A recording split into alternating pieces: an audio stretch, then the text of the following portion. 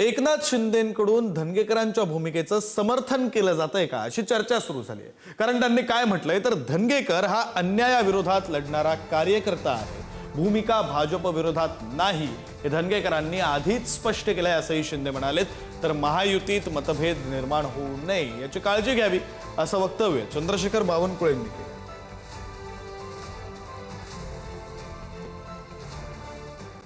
काम करणारा कार्यकर्ता आहे आणि अन्यायाविरुद्ध लढणारा कार्यकर्ता आहे।